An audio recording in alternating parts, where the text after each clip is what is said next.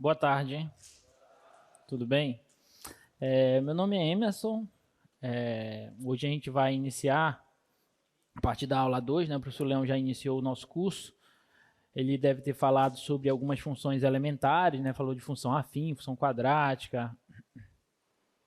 Hoje nós vamos falar de funções inversas, funções compostas e transformações nos gráficos de funções, tá? Na aula anterior vocês viram definição de função e viram algumas outras coisas sobre funções, tá? Bom, para a gente falar desse primeiro tópico, que é o tópico de funções inversas, nós precisamos saber alguns conceitos, algumas características de algumas funções que vocês estudaram lá no ensino médio, mais especificamente no primeiro ano do ensino médio. Vocês devem lembrar disso. Lá no primeiro ano vocês estudaram alguns tipos de funções. Os 4 tipos principais que vocês devem ter estudado foram as funções afim, quadrática, exponencial e logarítmica. E eu espero que todo mundo goste de logaritmos e exponenciais aqui, né? Vocês gostam? Não? Odeia? Não diga isso, titia. Não diga isso, tem que gostar. Tá bom? Inclusive, ano passado, não sei se foi a segunda ou a terceira prova, que eu coloquei uma questãozinha simples lá de logaritmo, envolvido com uma função trigonométrica, e o pessoal não fez, eu não entendo por quê. Aí eu perguntei, professor, eu não gosto de logaritmo, mas não dá, gente, você tem que aprender esse troço aí. Vocês vão ver como eu vou ministrar aqui, vai entrar na cabeça de vocês, esse negócio de logaritmo, tá? Que não é nenhum bicho de 7 cabeças. É simplesmente uma potência, um logaritmo é uma potência, tá bom? Vocês vão ver. Então, vocês estudaram funções afins, quadráticas, exponenciais, logarítmicas. Talvez estudaram uma modular. Alguém estudou função modular? Pouquíssimas pessoas, tá? Mas uma das principais características a respeito de funções é a característica de uma função ser injetora ou sobrejetora. E se ela for injetora e sobrejetora, ela é o que a gente chama de uma função bijetora. Tá? E quando a gente tem uma função bijetora, a gente pode determinar a função inversa dela. Por isso que a gente precisa desses conceitos de injetividade, sobrejetividade, bijetividade, para que a gente possa definir o que é a inversa de uma função. Tá bom? Então a gente vai relembrar. Alguém lembra desses conceitos? Alguém lembra o que é uma função injetora? Só levanta a mão aí, eu não vou chamar no microfone não, prometo. Vem no microfone dizer o que é. Tô brincando. Tu queres ir? Se quiser, vai lá. Salva de palmas para ele, pela coragem, vai lá. Beleza. Aí você fala seu nome, seu curso e diz... Tinha que ser o quê? Não entendi. Ramiro, Engenharia da Computação. Camilo? Ramiro, com R. Tá. Isso. Na verdade, eu sempre confundo a injetora com a sobrejetora. A injetora seria aqui onde o contradomínio é igual à imagem. É isso? Essa é a sobrejetora. Essa é a sobrejetora, tá. Então, a injetora... 2 pontos diferentes no domínio. Se você tem pontos diferentes no domínio, o que acontece com as imagens desses pontos? Elas precisam ser? A injetora está ok. Sim. Desculpa, a sobrejetora está ok. Mas a injetora se você tem pontos distintos no domínio... Perdão. É a função do teste da reta vertical. Horizontal, isso. Isso, exatamente. Que a reta horizontal tem que tocar em apenas um ponto no gráfico da função. Isso. Né? Isso significa que se você tem pontos distintos no domínio da função, então as imagens desses pontos são distintas também. Tá? Isso. Palmas para ele, tá, gente? Obrigado. Beleza. Muito bem, Ramiro. Tá bom? A gente define função dessa maneira. Cada ponto do domínio tem que possuir apenas uma única imagem. Passou disso, não é função. Ok? Tudo bem? Beleza. Então vamos lá. Vamos falar de função injetora, função sobrejetora, função bijetora, tá? Função injetora, olha só. Uma função f de a em b é chamada injetora se cada elemento de sua imagem corresponde a um único elemento de seu domínio. Ou seja, se elementos distintos de seu domínio possuem imagens distintas. Então, toda função que possui essa característica, ela é chamada de função injetora. Se você tomar pontos distintos no domínio dela, as imagens desses pontos são distintas. Isso tem que servir para todos os pontos do domínio dessa função, obviamente. Tudo bem? Por exemplo, a função afim que vocês relembraram na aula anterior. Ela é uma função, a função y é igual a x mais b. Ela seria uma função injetora? O que vocês acham? Sim, porque se eu tomar quaisquer dois pontos distintos do domínio dela, se eu tomar aqui, por exemplo, x1 e o x2, as imagens desses pontos, o f de x1 e o f de x2, elas são imagens distintas. E isso acontece para quaisquer dois pontos distintos do domínio dessa função. Essa é a definição de função injetora. Para todo x1 e x2 que pertencem ao domínio da f, acontece isso aqui, ó. Se x1 é diferente de x2, então o f de x1 é diferente do f de x2. Ok? Tudo bem? Essa é a definição de função injetora. Só que às vezes a gente vai precisar trabalhar e demonstrar quando que uma função é injetora algebricamente. Eu posso te dar uma expressão e te perguntar, essa função é injetora? Então você tem que mostrar algebricamente se ela é ou não é. Por exemplo, a função afim. Aqui a gente verificou graficamente que ela é injetora. Só que olhar o gráfico não é uma demonstração matemática. Tudo bem? E aqui, muitas das vezes, a gente vai prezar pelas demonstrações. Tá? Vamos demonstrar alguns teoremas, alguns sim, outros não, porque o nosso curso é um curso muito mais aplicado. Tá? Então, às vezes, os teoremas que são muito complexos, a gente não vai demonstrar. Mas os que der para a gente demonstrar, a gente vai mostrar. Mostrar que uma função afim é injetora é uma tarefa relativamente simples, tá? Lembrando que a função afim está definida para esse camarada aí, esse coeficiente A diferente de zero, porque senão, se ele for zero, aí já não é mais uma função afim, uma função constante, tá bom? Como que a gente usaria essa ideia para demonstrar que a função afim ela é injetora? Dá para fazer? Dá. Só que, em geral, a gente usa uma outra ideia para a gente demonstrar algebricamente quando uma função é injetora ou não, que é a afirmação contrapositiva a essa. Vocês já ouviram falar de contrapositiva? Alguém já estudou alguma coisa de lógica, matemática aqui? Não? Esse símbolo aqui, essa setinha, ela significa se então. A gente lê assim essa afirmação, ó. Se x1 é diferente de x2, então f de x1 é diferente de f de x2. A contrapositiva dessa afirmação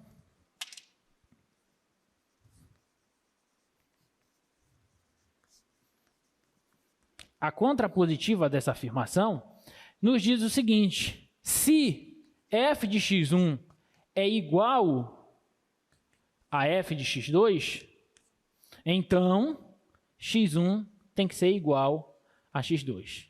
Ou seja, se dois elementos do domínio da função possuem imagens iguais, então esses elementos obrigatoriamente precisam ser iguais. Essa é a contrapositiva. Tudo bem? Ela é como se você negasse a chegada e essa negação da chegada implicasse na negação da saída. Tá? Em termos lógicos, é isso aqui que está acontecendo. Ó. Se A, então B, a contrapositiva dessa nos diz que se não B, então não A. Tá? E aí, muitas vezes, provar essa de cima é meio complexo. E aí a gente utiliza a de baixo. Provar de baixo é equivalente a provar de cima. Bom, isso aqui significa o seguinte, deixa eu pegar um exemplo mais lúdico para ver se vocês entendem. Se eu disser assim, olha,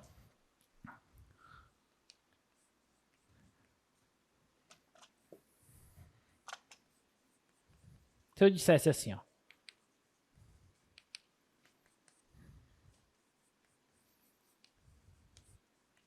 isso aqui é verdade, gente?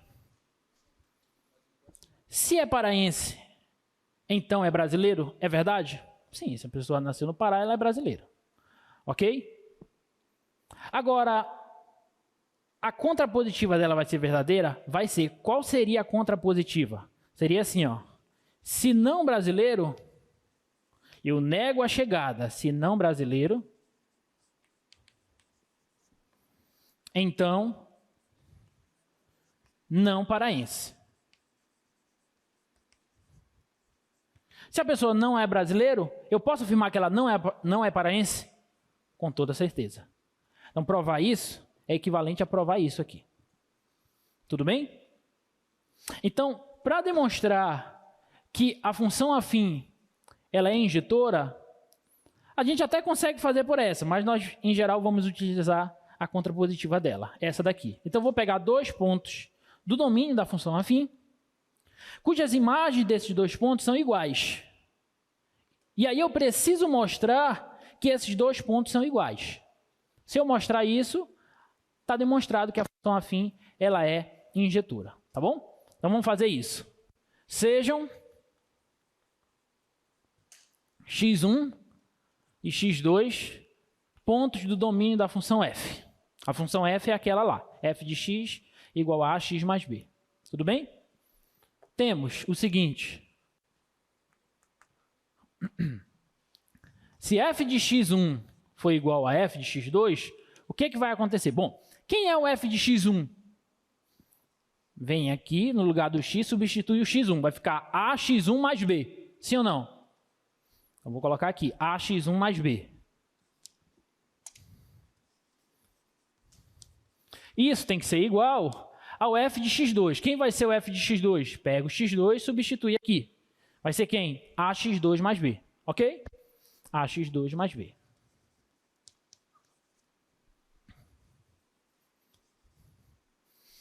O que a gente pode fazer agora? Pode efetuar o cancelamento do b? Pode, né? Porque se eu pegar esse b, entre aspas, e passar ele para o outro lado, vai passar negativo, vai cancelar com o outro, tá bom? Então esse b aqui com esse b aqui cancela. Então vai ficar ax1 igual a ax2. E agora, eu posso cancelar o a? Posso ou não posso? Por que eu posso? Sim, é porque é uma divisão, mas tem um pequeno detalhe aí que nos diz que, de fato, a gente pode dividir tudo por a. Porque ele é diferente de zero. Aqui, ó. Se essa afirmação não constasse aqui na nossa situação, a gente não poderia dividir por a. Porque pode ser que o a seja zero. Poderia ser que o a fosse zero. E se o a fosse zero, a gente pode dividir por zero? Não. Tudo bem? Mas sendo o a diferente de zero, a gente pode dividir tudo por a e, portanto, x1 vai ser igual a x2. E aí a gente saiu daqui e chegou aqui. E isso demonstra que a função é injetora. Portanto,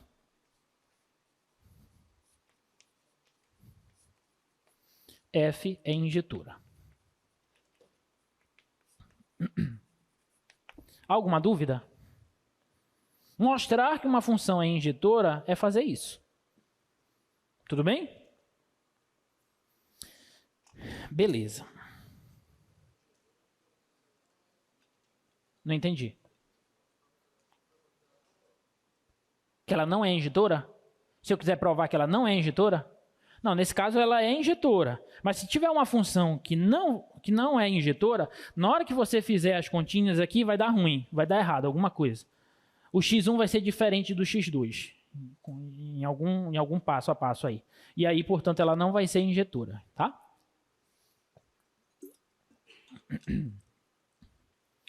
Beleza? Posso passar? Então vamos lá.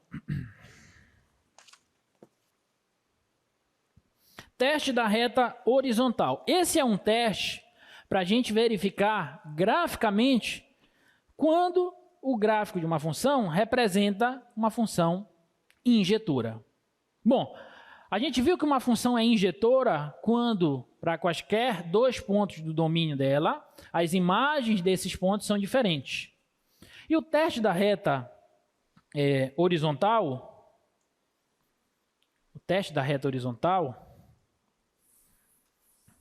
nos dá um auxílio, uma ferramenta gráfica, uma ideia gráfica para a gente verificar se uma função, se o gráfico dela representa a função injetora ou não. Por exemplo, vamos pegar a função afim novamente, depois a gente vai para outras. A função afim, graficamente a gente consegue visualizar que ela é injetora, porque toda reta horizontal, obviamente, paralela ao eixo das abscissas, que nós traçarmos, toda reta, qualquer reta, vai tocar o gráfico dessa função em um único ponto. O que isso significa para a gente? Significa que qualquer ponto do domínio, se eu tomar esse ponto e um outro ponto distinto dele, as imagens desses pontos são diferentes. E, portanto, essa função é injetora. Já a função quadrática, por exemplo, o que vocês acham? Ela é ou não uma função injetora? Olhando só para o gráfico. Vamos pegar a função quadrática de centro aqui, de vértice na origem, tá? Essa daqui. O que vocês acham? Ela é injetora ou não? Não, né? Por quê? Porque se eu traçar, basta uma reta, basta uma, não precisa ser todas, basta que uma quebre a nossa ideia, tá? Então, se eu traçar uma reta aqui, ó, horizontal, paralela ao eixo das abscissas, essa reta vai tocar o gráfico da função quadrática em dois pontos. O que isso significa para a gente? Significa que esse ponto tem essa abscissa, x1, esse ponto tem essa outra abscissa, x2, porém as imagens desses dois pontos são iguais. Está aqui. Aqui é o f de x1, que é igual ao f de x2.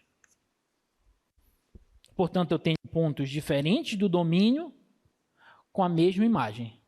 E, portanto, essa função não é injetora. Ficou claro? Alguma dúvida? Não? Beleza. Então, esse teste da reta horizontal é um teste muito interessante para a gente verificar quando uma função é injetora, sobrejetora. Sobrejetora a gente vai ver também como é que ele se aplica, tá? Olha aqui, esse gráfico, que é o gráfico da função y igual a x ao cubo, função potência de grau 3, representa o gráfico de uma função injetora pelo teste da reta vertical. Desculpa, teste da reta horizontal. Toda reta horizontal que eu traçar aí, todas elas vão tocar esse gráfico em um único ponto. E, portanto, essa é uma função injetora. Tá bom? Então, se lá na tua prova aparecer alguma coisa desse tipo, você pode usar o teste da reta horizontal para justificar. Tudo bem? Deixa essa dica. Tá? Aqui a gente já viu, né? A quadrática não representa a função injetora. Agora, olha essa pergunta. Nós podemos... Bom, primeiro, qual é o domínio geral da função f de x igual a x ao quadrado? O domínio dela. Identificar domínio de funções é a primeira coisa que vocês precisam saber. O professor Leão deve ter batido bastante nessa tecla. E eu já soube que ele deu cola da minha prova para vocês. Não é não, Abdu? Tá? Então, identificar domínio e a imagem de funções, principalmente olhando para os gráficos, é a primeira coisa que vocês precisam saber. Tá bom? Bom, se eu te der a função y igual a x ao quadrado, qual é o domínio dela? Todos os reais. Não tem impedimento algum, eu posso atribuir qualquer valor real a x. Portanto, o domínio dela são todos os reais. Mas a pergunta que eu faço para vocês é essa daí, ó. Será que a gente consegue determinar um outro domínio para a função x ao quadrado, de modo que essa função x ao quadrado, que originalmente não é injetora, se torne injetora? Qual? Todos os reais positivos ou todos os reais negativos? Muito bem. O nome disso, o que o nosso amigo fez, como é o nome mesmo? Ramiro. O que o Ramiro nos diz que ele está fazendo é fazendo uma restrição no domínio da função quadrática. O domínio da função quadrática, f de x igual a x ao quadrado, originalmente o domínio dela são todos os reais. Por isso que o gráfico dela é assim, ó. Tudo bem? Só que se a gente restringir o domínio dela aos reais positivos, vou chamar aqui de domínio tio de f, se eu colocar os reais positivos, que é só essa parte positiva do eixo das abscissas, esse ramo da parábola some. E, portanto, o gráfico da função y igual a x ao quadrado, para esse domínio, será apenas essa parte aqui, ó, esse ramo da parábola. Agora, olha só para essa parte. Esse gráfico representa gráfico de função injetora? Sim. Porque qualquer reta horizontal que eu traçar, ela vai tocar esse gráfico em um único ponto. E, portanto, esse gráfico representa uma função injetora. Então, nós sempre vamos conseguir fazer restrições no domínio de funções que não são injetoras, de modo que nós conseguimos torná-las injetoras. Tudo bem? Então tem que estar ligado nisso aí também.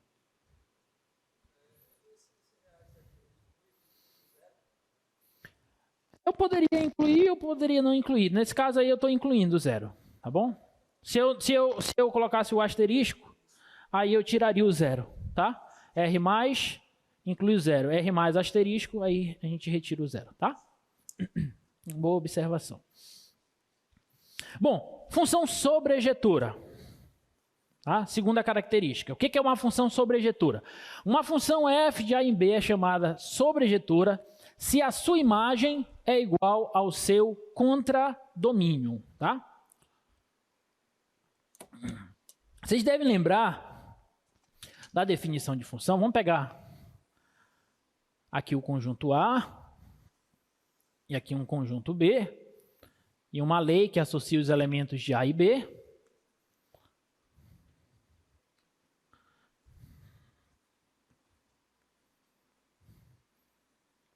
Eu vou fazer uma ligação entre esses pontos e eu quero que vocês me digam se essa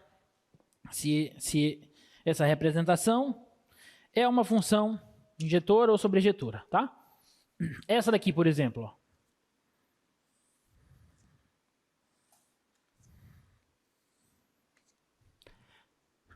Isso aí representa uma função injetora? Sim ou não? Eu vi gente dizendo sim e vi gente dizendo não. Lembra da definição de função injetora. Qual é a definição? Se eu tenho elementos distintos no domínio, as imagens deles precisam ser distintas. Bem, aqui eu tenho dois elementos distintos, mas as imagens deles é esse único ponto. Portanto, isso aí não é uma função injetora. Tudo bem? E se fosse assim, ó?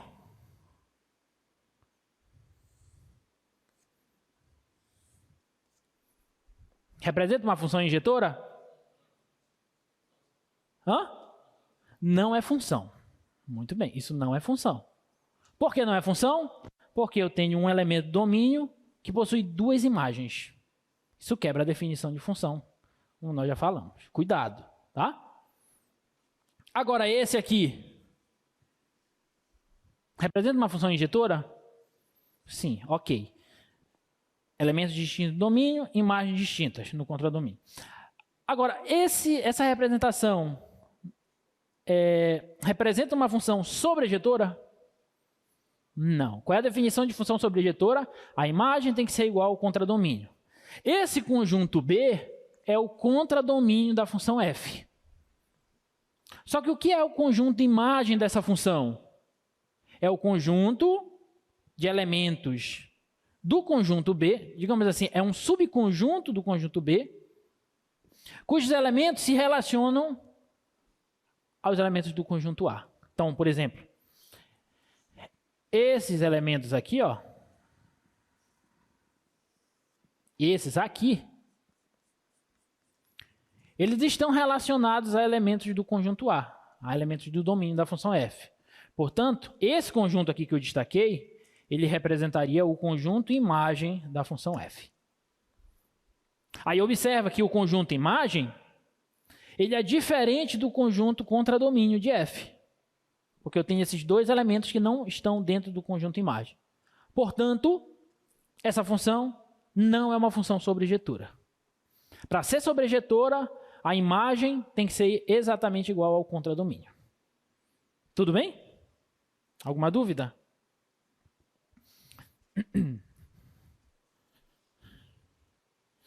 Em símbolos a gente pode dizer isso aí, ó. Em símbolos, dizer que f é sobrejetora é dizer o seguinte, ó, esse A de cabeça para baixo significa para todo. Tá? Então, para todo elemento y no conjunto B, o conjunto B é o que mesmo? O contradomínio da função f. Existe pelo menos um elemento no conjunto A, o A é o quê? O domínio, muito bem, tal que y é igual a f de x. Ou seja, o elemento y e o elemento x se relacionam através da lei da função f. De fora da imagem. Exatamente isso. Tá bom? Então, por exemplo, vamos pegar aqui o gráfico da função quadrática. Vou pegar agora uma função quadrática um pouquinho diferente. Essa função aqui, ó. Um vértice aqui nesse ponto. Que é o y do vértice, que é o x do vértice. Vocês devem ter visto isso na aula anterior com o professor Leão. Relembrado, né? Vocês viram isso aqui, na verdade, lá no primeiro ano de ensino médio. Tá? Isso aqui, a função f. Estou definindo a função f de R em R. Se eu estou definindo ela de R em R, significa que o domínio dela são todos os reais e o contradomínio dela também são todos os reais. E, em geral, para as funções reais, o contradomínio delas sempre serão os reais. Tudo bem? Então, vai ficar combinado aqui assim já. Para as funções que a gente vai trabalhar aqui, que são funções reais, os contradomínios delas serão sempre os reais. Tá bom? Bom, essa função, esse gráfico, representa o gráfico de uma função sobrejetora? A imagem dessa função é igual ao contradomínio dela? Olhando para o gráfico, olha bem para esse gráfico e me diz quem é o conjunto imagem dessa função. Hã? Todos os reais acima de YV, do Y do vértice. Se eu tomar qualquer ponto do domínio, ó, esse ponto, a imagem dele cai aqui. Ó. Esse ponto, a imagem dele cai aqui. Esse ponto aqui, a imagem dele cai aqui. Qualquer ponto do domínio dessa função, a imagem desses pontos vai cair nesse intervalo, nesse conjunto. Então, a imagem dessa função aí, da função quadrática, ela é de YV até quanto? Até mais infinito. Aberto, não esquece que aí é aberto. Tá? E fechado aqui no YV porque ele entra. Tá? A imagem do XV é o YV. Tudo bem? Essa é a imagem dessa função. Quem é o contradomínio dessa função? Todos os reais. São iguais esses conjuntos? Essa função é sobrejetora? Não. Só se restringir. A função afim? Essa daqui? Se eu definir ela de R em R, ela também não é sobrejetora. Não, porque a imagem dela é esse conjunto aqui. Também é o mesmo conjunto.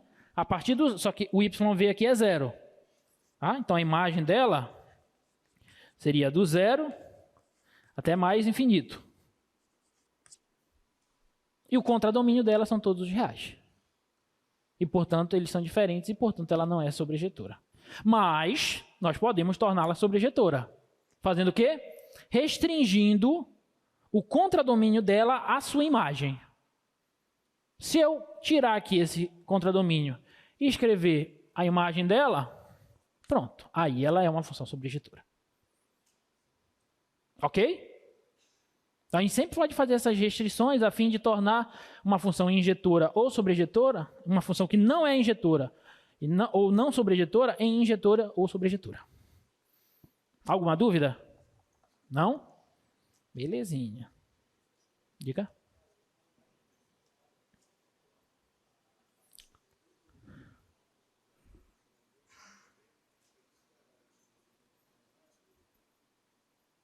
Como é? Não entendi. As imagens de todos os pontos do domínio estão acima do y do vértice. Isso. Essa galera que está aqui abaixo não tem correspondente através dessa lei, através dessa função. Exatamente, por isso que não é sobrejetora, porque o contradomínio é tudo isso, é toda a reta. E a imagem é só essa parte, tá bom?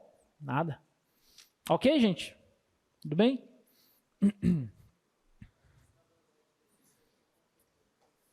Teste da reta horizontal para funções sobrejetoras. Olha só.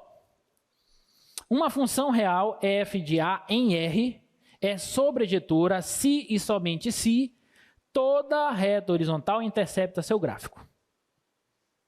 Toda reta tem que tocar o gráfico da função. Por exemplo, esse gráfico, toda reta horizontal que eu traçar vai tocar esse gráfico? Sim ou não? Então, esse gráfico é gráfico de função sobrejetora. Esse aqui, toda reta horizontal que eu traçar vai tocar esse gráfico? Não, tem essa daqui, tem infinitas aqui para baixo, né? Que não vão tocar esse gráfico. Portanto, esse gráfico não é gráfico de função sobrejetora. Tudo bem? Lembrando que eu estou definindo essa função f de A em R. O contradomínio das funções reais aqui a gente vai tomar sempre todos os reais. Belezinha? Tá bom? E aí a gente já respondeu isso daqui, né?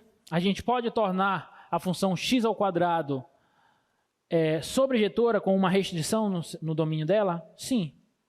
Basta que eu tome o contradomínio dela igual à imagem dela. E quem é a imagem da função x ao quadrado?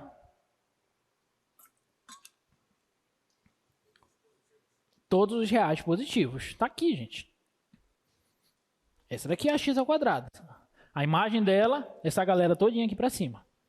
O conjunto imagem... Olha, para você identificar o conjunto imagem de uma função graficamente, imagina o gráfico dela. Imagina a projeção desse gráfico sobre o eixo y.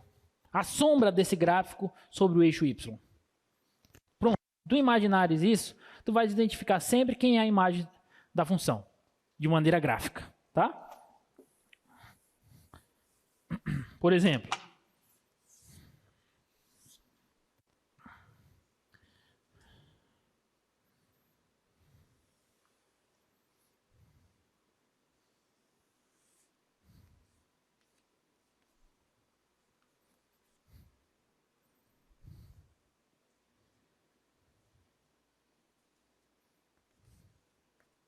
vamos supor que aqui é, sei lá, 10.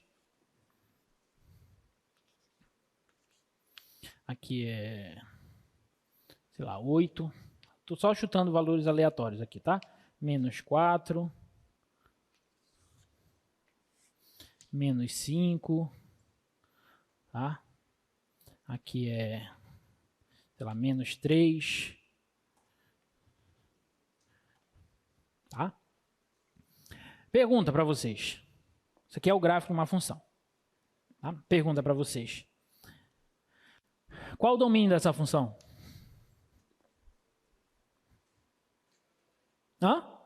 De menos 4 até 10. Você vai olhar a projeção desse gráfico no eixo das abscissas.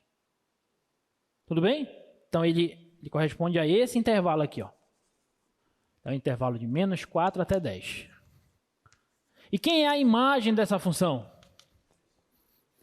Menos 5 até 8. Você olha a sombra desse gráfico no eixo das ordenadas. Então, se eu olhar a sombra, vai ser isso aqui, ó. Tá? Então, de menos 5 até 8. Eu espero que com essa explicação vocês não errem mais, dominem mais de funções olhando para o gráfico delas. Vão errar?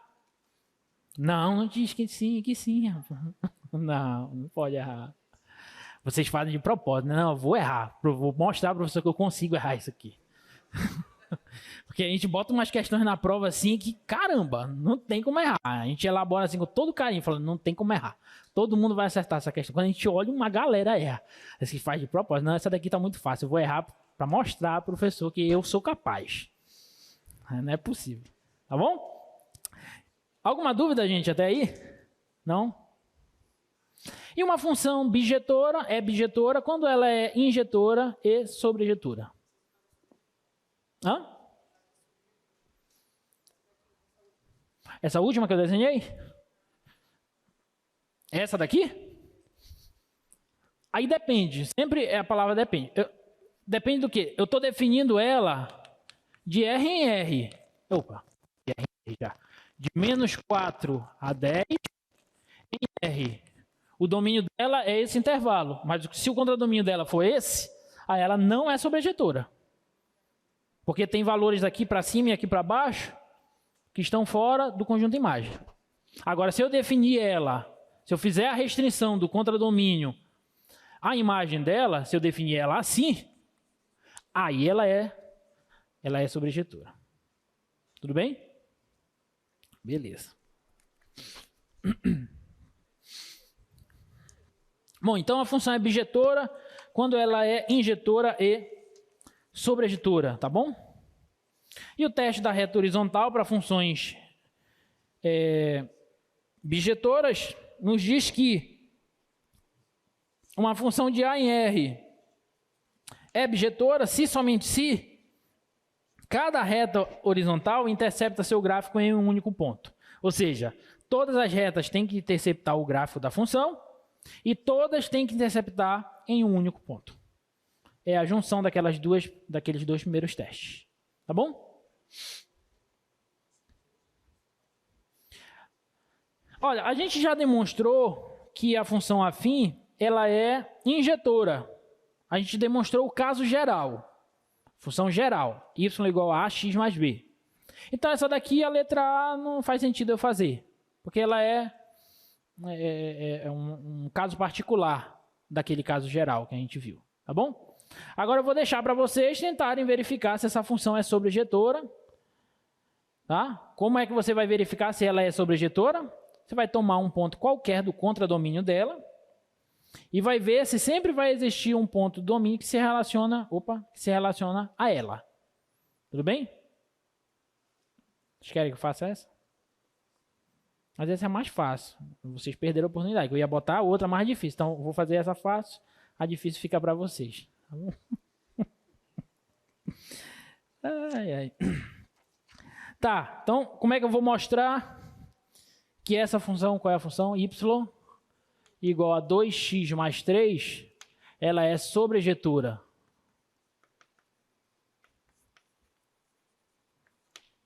Tá? Como é que a gente vai mostrar isso?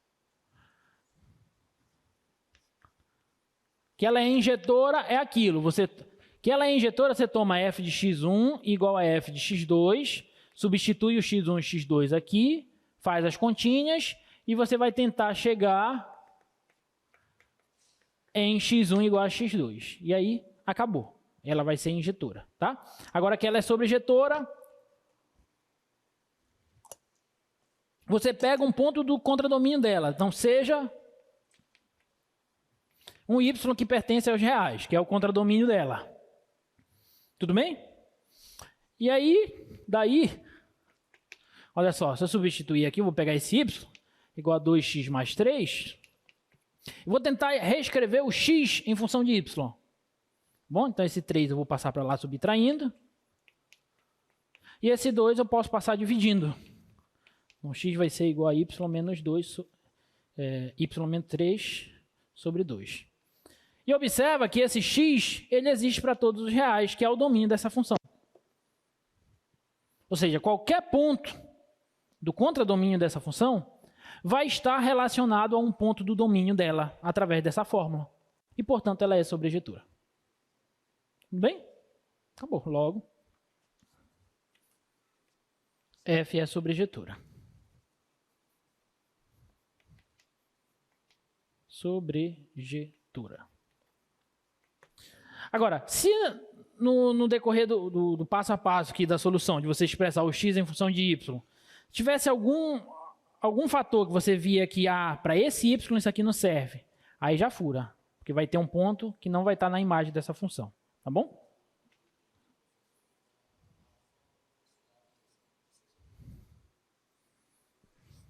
De ser sobrejetora, que eu fiz a conta? Tá. Eu tomei... Qual é a ideia de ser sobrejetora? Qualquer ponto do contradomínio dela tem que estar relacionado a um ponto do domínio dela. Ou seja, o contradomínio tem que ser igual à imagem. Tudo bem? Porque o que é o conjunto imagem? O conjunto imagem é o conjunto dos pontos que se relacionam a pontos do domínio da função. Ok? Então, eu tomei um ponto qualquer do contradomínio dela, que são todos os reais aqui, ó. Um y qualquer. E aí eu joguei aqui na expressão, manipulei e escrevi o x em função de y. Esse x, para qualquer y real, estou tomando y real, esse x para qualquer y real, ele vai existir. Ele vai pertencer aos reais. Sim ou não? Isso, exatamente. Não tem problema nenhum eu pegar qualquer real e subtrair de 3 e dividir por 2. Não tem problema. Então, como esse cara pertence aos reais, que é o domínio dessa função, eu acabei de mostrar que qualquer ponto do contradomínio dela se relaciona a um ponto do domínio dela através dessa fórmula. E, portanto, ela é sobrejetura. Ok? Alguma dúvida? Não? Diga. É a mesma técnica para a gente calcular a inversa, mas a gente vai já chegar lá, na inversa. Tudo bem? Para a gente calcular a inversa, é exatamente mais ou menos isso que a gente faz. Você pega a função y igual a alguma coisa e tenta escrever x em função de y. Tá? Mas é basicamente o passo a passo. Tá? Deixo essa então para vocês. Tá? Anotem aí. Verifique se essa função é bijetora. Tentem fazer para ver se ela é injetora, para ver se ela é sobrejetora. E se ela for injetora e sobrejetora, ela vai ser bijetora. Essa função anterior, aqui, a função afim, ela é bijetora. Porque ela é injetora, que eu não demonstrei, mas eu já tinha demonstrado que toda função afim é injetora, e, portanto, essa também é. Tá? Então, essa função afim é injetora, e eu mostrei que ela é sobrejetora. Portanto, ela é bijetora. Toda função afim é bijetora. Ela é bijetora. Tá? Já anotaram? Vou passar. Essa daqui também vou deixar para vocês fazerem, porque tem muita coisa ainda para a gente fazer e nosso tempo já está indo embora, tá? Função x ao quadrado. Você já sabe que ela não é injetora, sim ou não? A x ao quadrado não é injetora. Tudo bem? Mas tenta demonstrar algebricamente que ela não é injetora, tá? Para treinar. Quanto mais vocês treinarem, mais safo vocês vão ficar e mais 10 vocês vão ficar, tá? X ao quadrado mais 2 para mostrar que ela é injetora e que ela é sobrejetora, tá bom? X ao quadrado mais 2.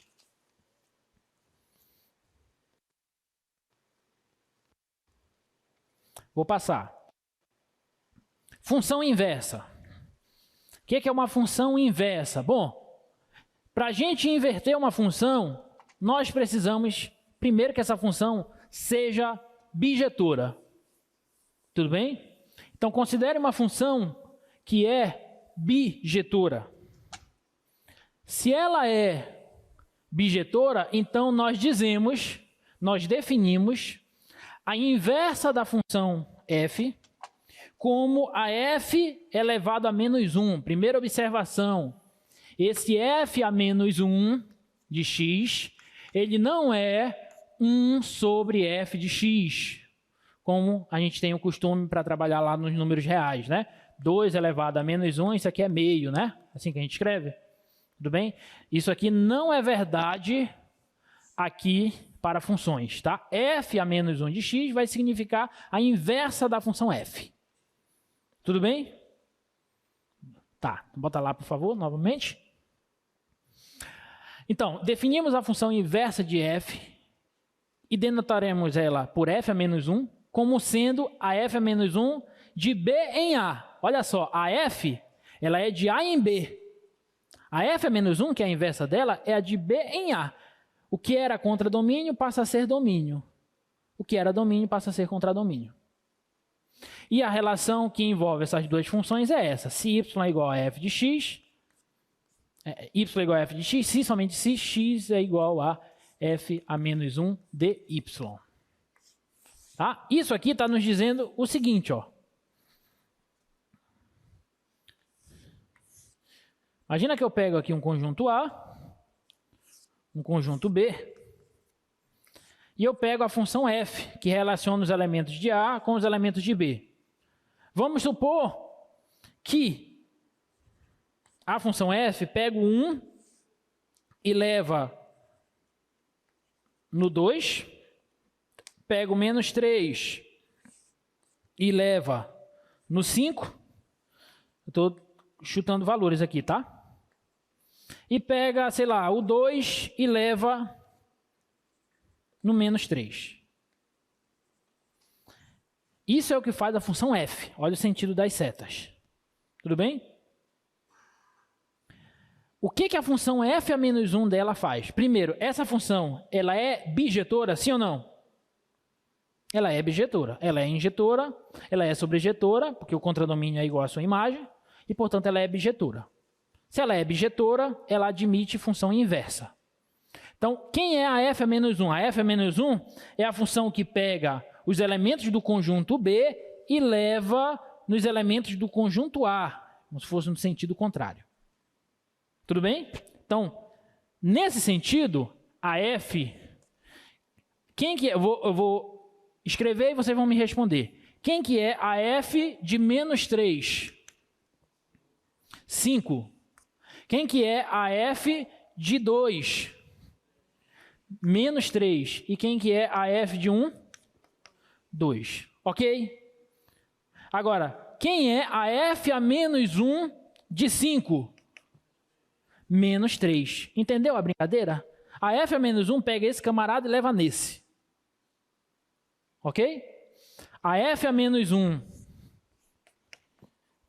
de menos 3 é 2. E a f a menos 1 de 2 é 1. Então é como se a inversa desfizesse o que a função original faz.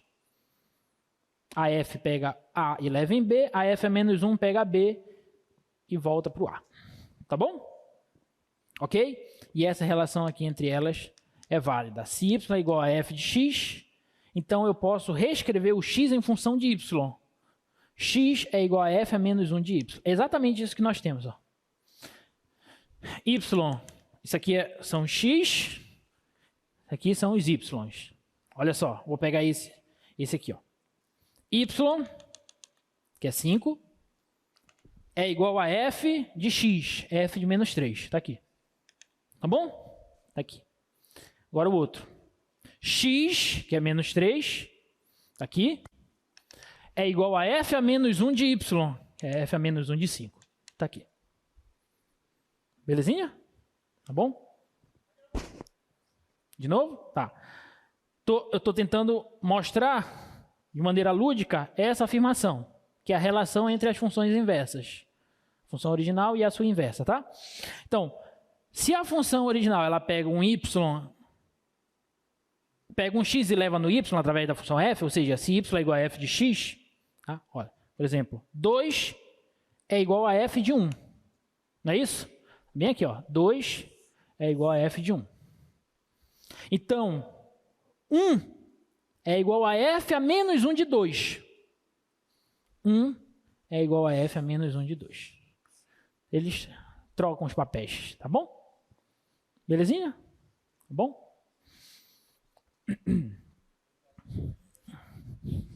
No caso, aqui,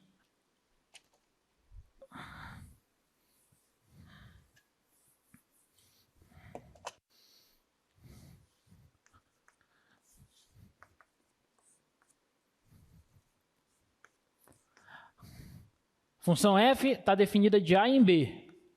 Esse camarada é o domínio da f.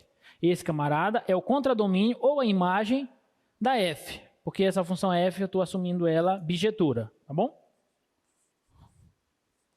Alguma dúvida? Quando eu faço o caminho inverso, quando eu pego a f a menos 1, então a f a menos 1, ela vai ser a lei que associa os elementos de B aos elementos de A. Então, esse camarada aqui, o B, vai ser o domínio da f a menos 1. E esse camarada aqui vai ser o contradomínio da f a menos 1. O que isso significa para a gente? Que o domínio da função original é o contradomínio ou a imagem da inversa dela. E vice-versa. O contradomínio ou a imagem da função original é o domínio da inversa dela. Tá bom? Beleza. Aqui um exemplo lúdico, como esse que eu fiz. Vou passar. Determine as inversas dessas funções. Então, olha só. A primeira coisa que a gente tinha que fazer aí, e que eu não vou fazer, vou deixar como tarefa para vocês, é tentar mostrar que todas essas funções são bijetoras. Porque você só consegue inverter função se ela for bijetora. Tudo bem? Então, vamos partir desse princípio. Vamos assumir que elas são bijetoras. De fato, elas são. Mas eu deixo como exercício vocês demonstrarem, tá? A função, letra A. A função y igual a x ao cubo, definida de R em R, quem é a inversa dela? Quem é a f a menos 1? Vou até escrever f de x primeiro. F de x. Quem é a f a menos 1 de x? Aí como é que a gente faz? A gente faz assim, ó. Vou escrever essa expressão aqui como y igual a x ao cubo. E eu vou tentar reescrever, ou expressar, a variável x em função da variável y, que é o que a gente tem aqui, ó. Para você escrever x em função de y a partir dessa relação, o que você faria? Aqui não tem um cubo? Eu não posso passar esse cubo para o outro lado em forma de raiz cúbica? Então, só um instante. Eu posso escrever x igual a raiz cúbica de y. Tem algum problema daqui para cá? Não tem. Como a gente já está assumindo que essa função é bijetora, então essa daqui é a inversa dela. Só que observa só o seguinte. Isso aqui está escrito na variável y. Só que, em geral, a gente sempre vai escrever tudo, tanto a função original quanto a inversa dela, na variável x. Então, o que você vai fazer agora? Você vai escrever f a menos 1 de x como a raiz cúbica de x. Ok? No final, você troca o x pelo y. Não conseguiu? Tá, vamos lá. Como que o y sumiu daqui para cá? Na verdade, só troquei. Porque, assim, é um consenso. É consenso a gente sempre escrever f de x, f a menos 1 de x. Eu poderia escrever assim, ó, f a menos 1 de y igual a raiz cúbica de y. E dizer que essa é a inversa dessa? Poderia, porque x, y, pedra, papel, tesoura, é uma variável, qualquer coisa. Só que é consenso a gente escrever tudo em função de x. Então, o que eu fiz daqui para cá foi apenas trocar o y pelo x. Tá bom? Só isso, nada mais. Tá? Nada. Então, essas outras duas eu deixo para vocês, tá bom? Tentem fazer. Isso aqui é uma observação que diz muito do que a gente já falou, tá? Diversas vezes nós vamos tentar encontrar a inversa de uma função e muitas delas não possuem função inversa em todo o seu domínio. Por quê? Porque muitas dessas funções não são bijetoras. Tá? Então, o que a gente vai fazer? A gente vai encontrar um intervalo onde essa função é injetora e vamos restringir o contradomínio dela à sua imagem, de modo que a gente torne ela sobrejetora também e, portanto, bijetora. E aí ela vai admitir a inversa. O exemplo clássico é a função quadrática. Né? A função quadrática, se eu pegar ela, f definida de R em R, dada por f de x igual a x ao quadrado, ela não admite inversa. Por quê? Porque ela não é nem injetora e nem sobreinjetora. Mas, se eu, por exemplo, definir ela dessa maneira,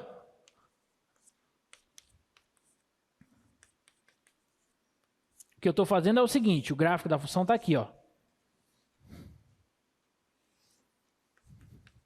Esse é o gráfico original dela. Tudo bem? O que eu estou fazendo daqui para cá? Estou fazendo uma restrição no domínio e estou restringindo o contradomínio à imagem dela.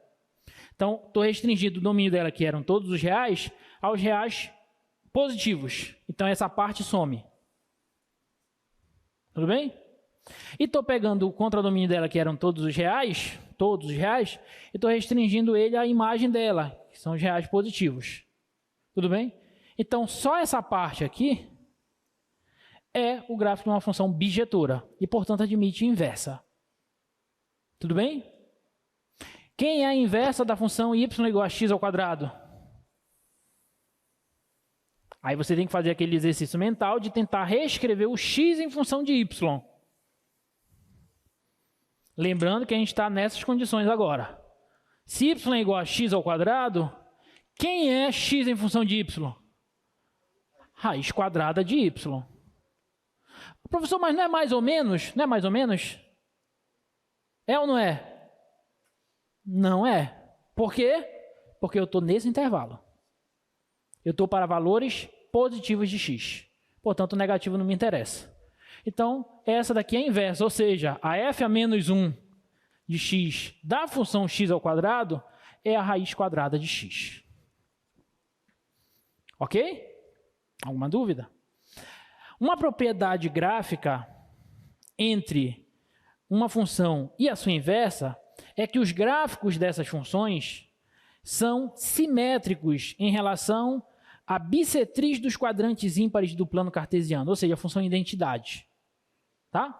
Bota lá no slide para a gente, por favor. Olha só, se f e a sua inversa sejam f e a sua inversa, então os gráficos de f e de f menos 1 são simétricos em relação à reta y igual a x. Y igual a x é a bissetriz dos quadrantes ímpares, que é essa reta aqui, ó. Os quadrantes 1 e 3. Primeiro, segundo, terceiro e quarto. Y igual a x é essa reta aqui, ó. Tudo bem? Y igual a x. Como é o gráfico da função... deixa eu ver se tem aqui. Função, por exemplo, x ao cubo. Função x ao cubo é essa aqui em vermelho, ó. A função raiz cúbica de x é essa de azul. Esses gráficos, se eu considerar a reta y igual a x, é como se um fosse o espelho do outro em relação à reta. Tudo bem?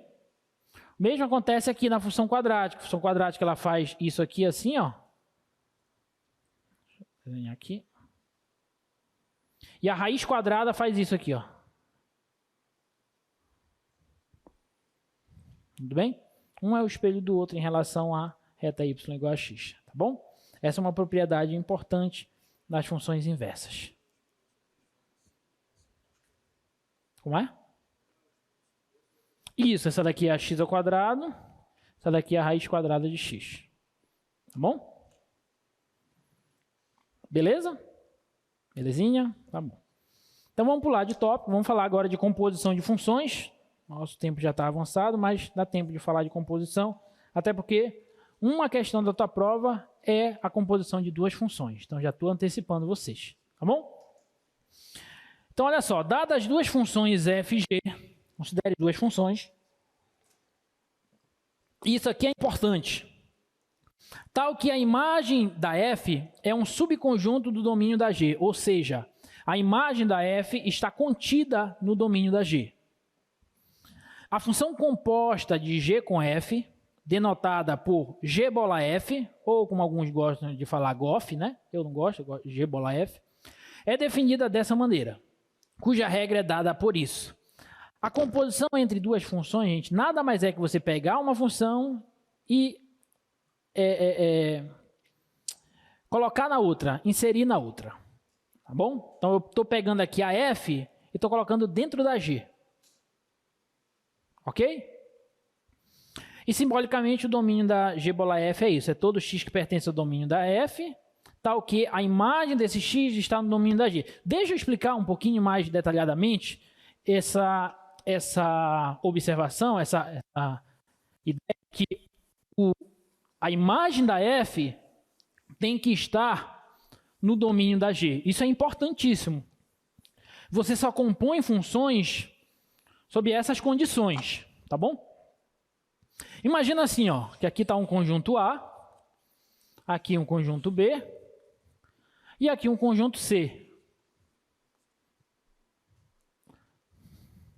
Daqui para cá, de A para B, se encontra a função f. A f é de A em B. De B para C, se encontra a função g. Tudo bem? Aí a ideia é a seguinte, eu quero sair daqui e chegar aqui. Só que eu quero sair daqui e chegar aqui passando por aqui. Ok? Então, a f, ela pega um valor x, um ponto x do seu domínio. Isso aqui é o domínio da f. Isso aqui é o domínio da f. Ela pega um ponto do domínio dela e leva em um ponto da imagem dela, ou seja, em um f de x. Sim ou não? Tá? O que a G vai fazer? Ela vai pegar essa imagem desse ponto pela f, vai pegar esse valor e vai levar em um g desse ponto, na G da f de x. Sim ou não? Esse x está no domínio da f. Esse cara, ele está na imagem da f, concorda? Esse camarada, ele está na imagem da f. Só que para eu poder aplicar G, esse cara na G, ele tem que estar no domínio da G, concorda? Tudo bem? Que é esse conjunto B, domínio da G. Por isso, a imagem da f tem que estar contida no domínio da G. E só faz sentido você compor funções nessas condições. A imagem da função f tem que estar contida no domínio da função g. Tudo bem? Tendo isso, ao invés de eu sair daqui, chegar aqui e sair daqui, chegar aqui, eu posso fazer isso aqui, ó, direto. E fazer isso significa compor essas duas funções. A g bola f de x. Que é nada mais, nada menos que isso aqui, ó. A g de f de x. Eu pego a f e aplico na g. Tudo bem? Então, por exemplo, se eu tenho, uma vez ficou claro.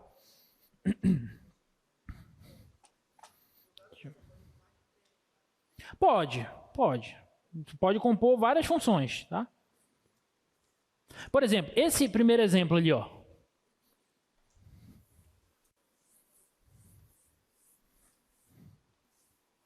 É claro que no decorrer dos nossos estudos, do nosso curso, essa observação aqui, essa condição, na verdade, a gente meio que vai omitindo ela.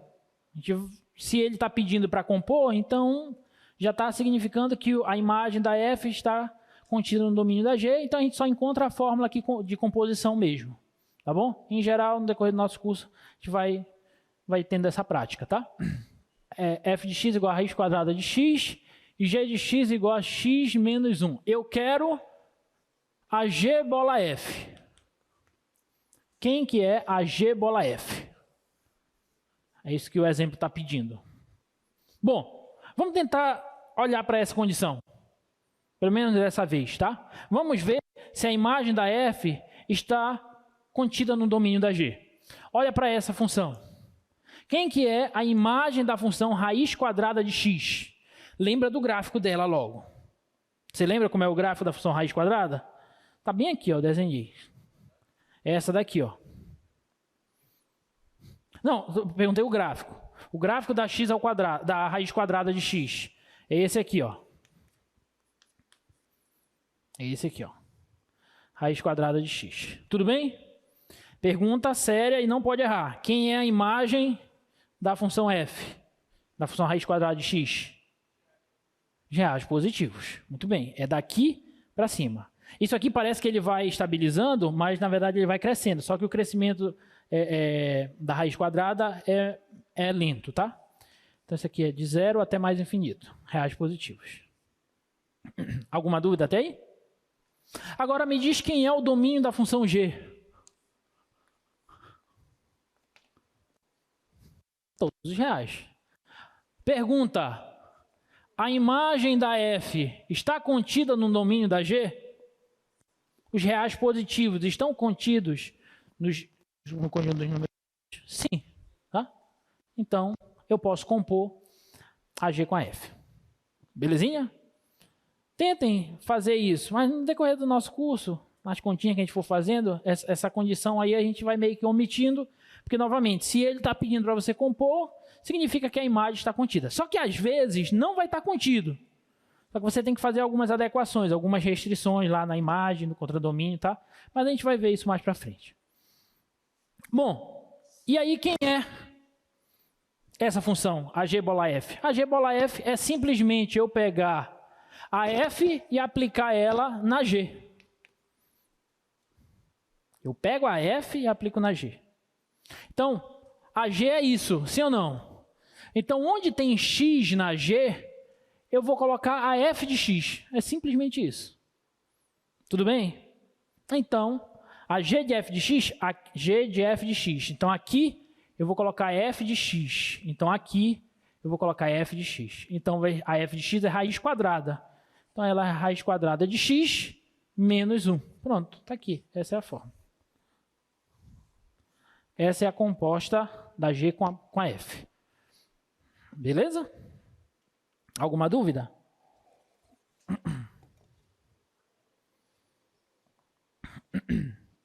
E essa daí? Sejam f de x... f de x igual a x mais 1 sobre x e g de x igual a x mais 1 sobre x menos 4. Essa daí a gente não vai olhar para as imagens, para o domínio, tá? Até porque o nosso tempo já está acabando e ainda tem algumas coisas para a gente falar. Eu quero só encontrar a fórmula mesmo, e é assim que vem na tua prova. Eu só quero que você encontre a fórmula da composição entre as duas funções. Então aí eu quero a f bola g. Cuidado! Não é a g bola f, aí é a f bola g. Ou seja, vou pegar a g e vou aplicar na f. Tudo bem? Quem que vai ser essa? Oi? Voltar aonde? Ah, no slide? Bota no slide aí pra gente. Aí. Enquanto ele vai copiando, eu vou apagando aqui. Escrever aqui. Então, a f de x... ela é x mais 1 sobre x, e a g de x, ela é x mais 1 sobre x menos 4. Eu quero que vocês me digam quem é a f bola g e quem que é o domínio da f bola g. Tá? Quem é a f bola g e quem é o domínio dela. Ok?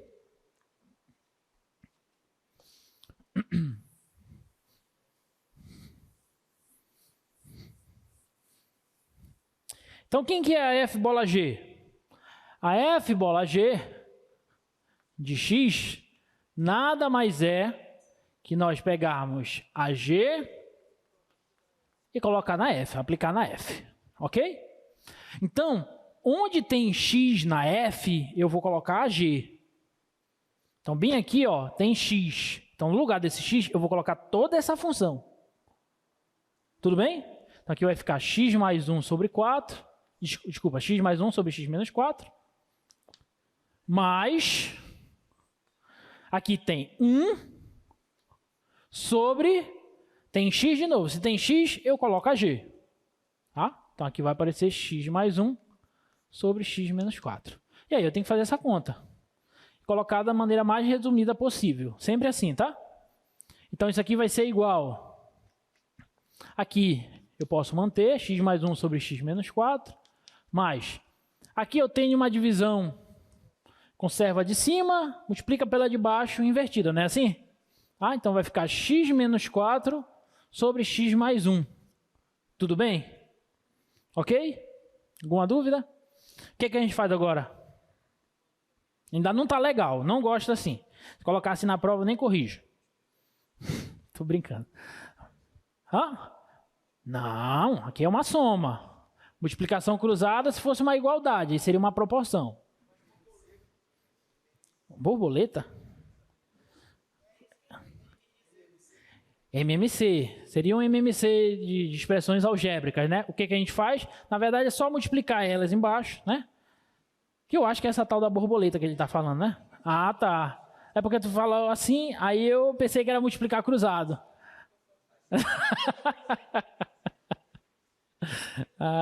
Tá, então o que a gente faz? Então, aqui, x menos 4 vezes x mais 1. Tudo bem?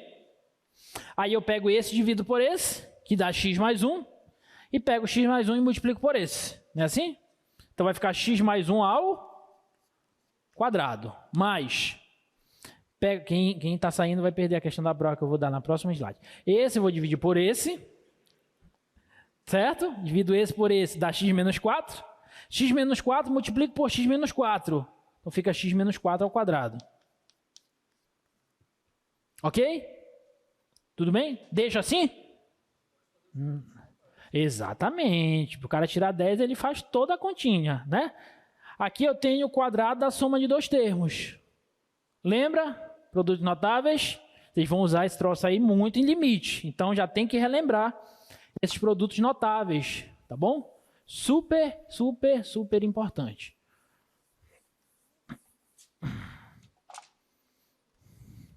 A mais B ao quadrado é nada mais, nada menos que A mais B vezes A mais B. É multiplicar ele por ele mesmo.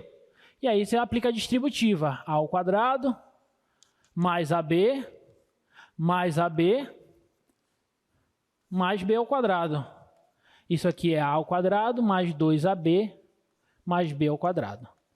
Quadrado da soma de dois termos. Primeiro ao quadrado mais 2 vezes o primeiro vezes o segundo mais o quadrado do segundo.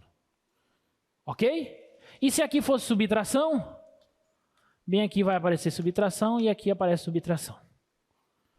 Que é o quadrado da diferença. O quadrado da diferença é o quadrado do primeiro menos 2 vezes o primeiro vezes o segundo mais o quadrado do segundo.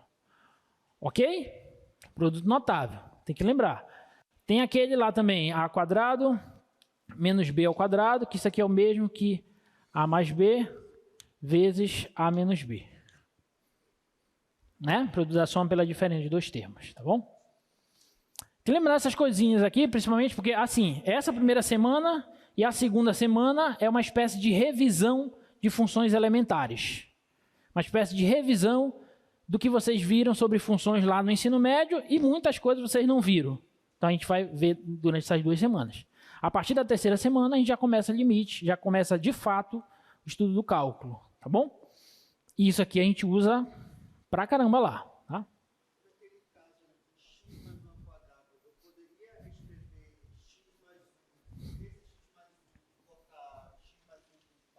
Não, porque você tem essa soma. Se o x mais 1 fosse comum aos dois fatores, aí você poderia cancelar. Mas você não pode cancelar só esse com esse. Por quê? Porque se você cancela esse com esse, você volta para cá.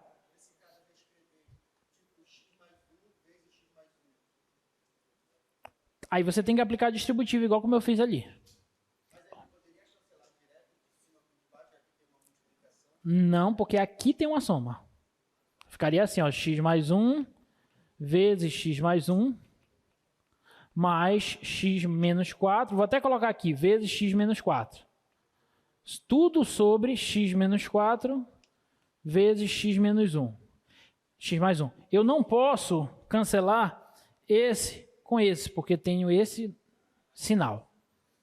Eu poderia quebrar essa soma em dois fatores. Aí eu poderia. Ou seja, poderia escrever assim, ó. Esse dividido por esse. E esse dividido por esse. Só que... Opa, aqui eu... Ah, não, tá certo. Só que o problema é que quando eu cancelar esse com esse, eu volto para cá. E quando eu cancelar esse com esse, eu volto para cá. e não vai adiantar de nada. Tá bom? Então, o que a gente tem que fazer é usar os produtos notáveis mesmo. Tá? Isso. Então, aqui fica o quadrado do primeiro, mais 2 vezes o primeiro vezes o segundo, mais o quadrado do segundo, mais, novamente, o quadrado do primeiro, só que agora menos 2 vezes o primeiro vezes o segundo, mais o quadrado do segundo. Tudo isso dividido por x menos 4 vezes x mais 1. Aqui embaixo não precisa distribuir. Pode deixar assim que já está agrupado, está bonitinho. Portanto, finalizando, x ao quadrado mais x ao quadrado dá 2x ao quadrado. Aqui tem 2x e aqui tem menos 8x. 2x menos 8x dá menos 6x.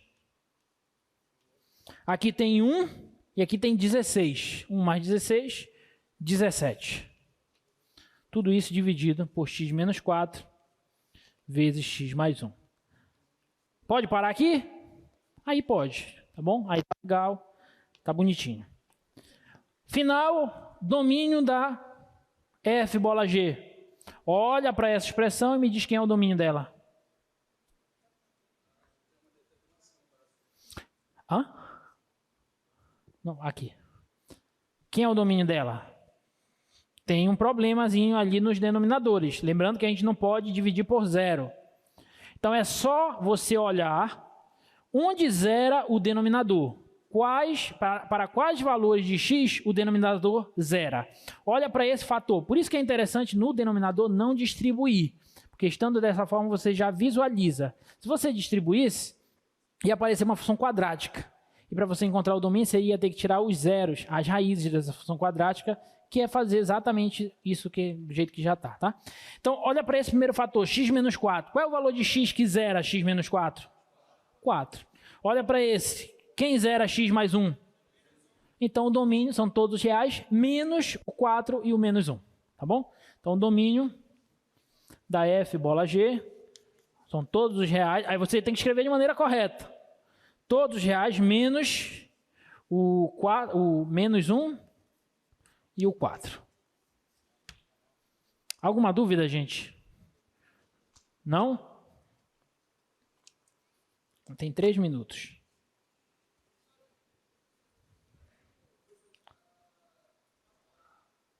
Evaporar? Fatorar. O numerador? Pode, mas nesse caso não é necessário. Mas se você quiser fatorar, encontrar as raízes e depois escrever na forma fatorada, pode fazer também. Tá bom? Mas aí não tem problema deixar assim.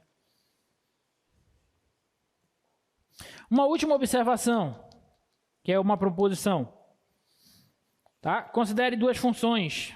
A função f e a inversa dela. Aqui é a ideia de compor uma função com a sua inversa. Quando a gente compõe uma função com a inversa dela, o resultado sempre vai dar a função identidade. Sempre. Tanto faz compor a f com a f a menos 1, como compor a f a menos 1 com a f. O resultado sempre dá a função identidade. Por que disso? Lembra daquilo que nós falamos? Y igual a f de x, se somente se f a menos 1 de... se x for igual a f a menos 1 de y. Lembra disso? Tá? Olha só. Se eu quiser compor a f a menos 1 com a f de x, como que a gente faz? Quem que é a f de x? Quem que é f de x? Y, não é isso? Então, isso aqui, essa composição é a f a menos 1 de y. Mas quem é f a menos 1 de y? É x. Então, o resultado é x. Então, quando eu pego uma função e faço a composição dela com a inversa dela, se ela admitir inversa, obviamente, o resultado sempre vai dar a função identidade. Sempre vai dar x aí. Ok? Então, se eu pegar... É porque não tem mais nenhum exercício de inversa aqui, né? Deixa eu ver aqui. Por exemplo, se você pegar a x ao quadrado e compor com a raiz quadrada de x, que é a inversa dela, claro, restringido o domínio e o contradomínio, o resultado vai dar x. Por quê? Porque raiz quadrada de x ao quadrado é x. Você cancela o quadrado com a raiz, o resultado é x.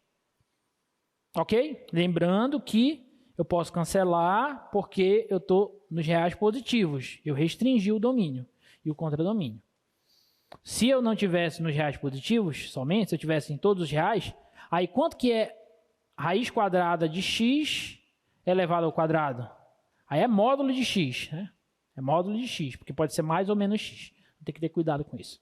Gente, ficou claro? Espero que vocês arrebentem na prova. Até segunda-feira, tá? Forte abraço.